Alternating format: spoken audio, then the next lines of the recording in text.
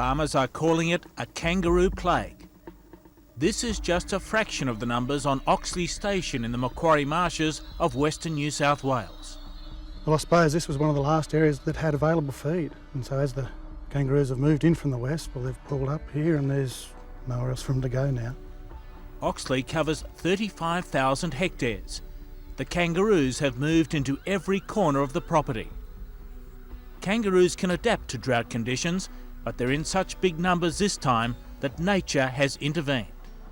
Well, under this drought condition, they'll die. They'll run out of feed and they'll die in huge numbers, and that's what's happening now. They're starting to fall over out in western New South Wales. Receding dams become death traps for stock and native animals that must negotiate the grasping mud to get a drink. So how long would this one have been in the dam here, Phil? It would be maybe 24 hours, that'd be the most. So they're coming down to try and get a drink and they're too weak, they get stuck in the mud They're and that's too it, weak. is it? That's it, they'll perish there. A dreadful way to die. Drought has reduced the Macquarie marshes to a string of boggy waterholes. The huge wetlands area usually supports an abundance of wildlife. Eric Fisher set aside part of his property in the marshes as a conservation area. It's now inundated with kangaroos. This area has been severely degraded by kangaroos here since the surrounding country has really dried out. If I shut the paddock up to restore it back to some semblance of grassing, the kangaroos would only eat it out, so it's a pointless exercise. Professional shooters are on course to take a record kill of almost 2 million kangaroos in New South Wales this year, out of an estimated population of 13 million. These are only little ones tonight. Farmers claim the quota won't make a dent on the kangaroo problem. Well, we have 4 professional shooters that come in, and I would estimate they'd be taking off around 300 kangaroos a week. And it makes no impression on the numbers? No, they make no impression at all. As the drought intensifies, so does a competition for the last of the ground cover.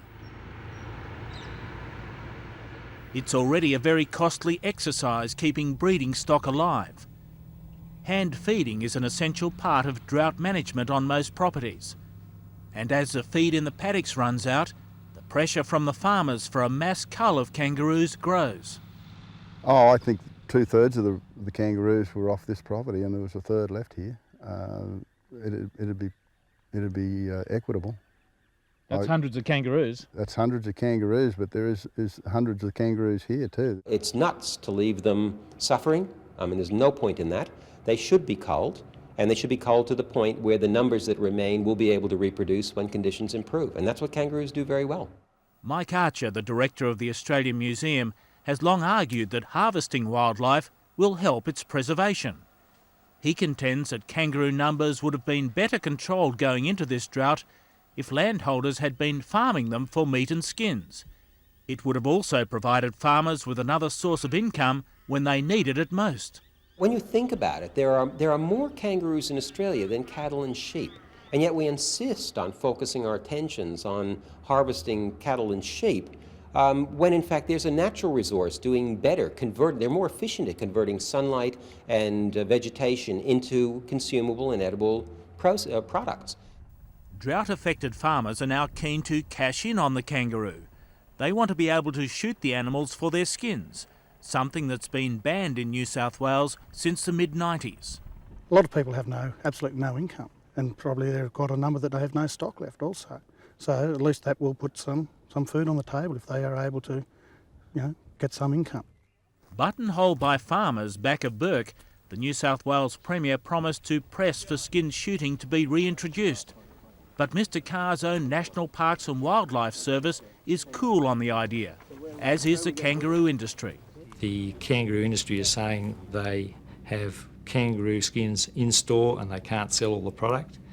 So they don't want any more skins. If any more skins came on the market, it would continue to drive down the market.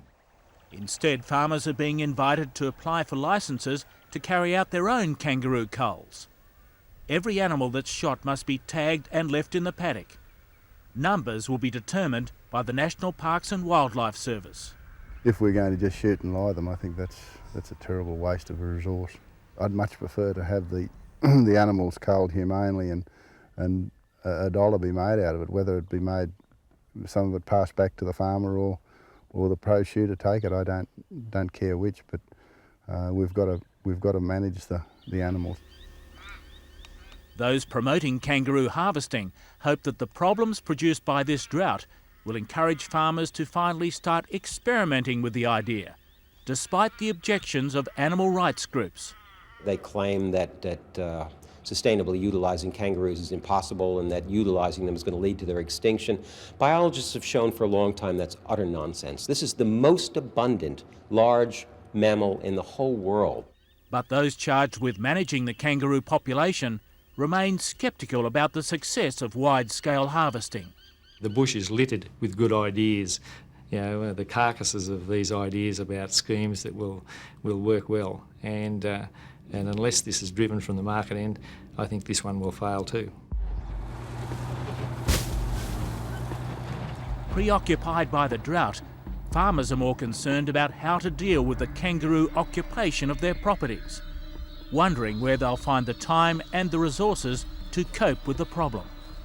On Oxley Station, a cull of enormous proportions would be necessary to bring kangaroo numbers down to sustainable levels.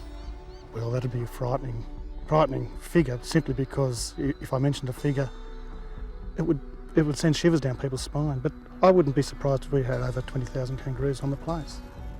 One way or another, it seems that this drought will exact a huge toll on the kangaroo population.